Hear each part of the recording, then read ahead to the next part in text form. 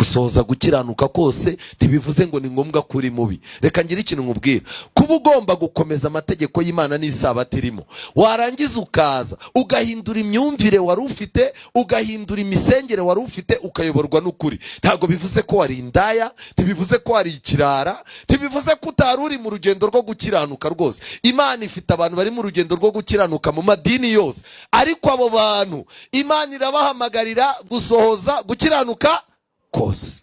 Abantu bo muri iyi minsi bagiye kurimbuka kubwo kudaha agaciro ijambo ry'Imana. Umuntu urimo uramwereka amagambo Yesu yavuze avuga ngo ntukice, akakubwira ati rwose Yesu yarabivuze kandi njye sinica.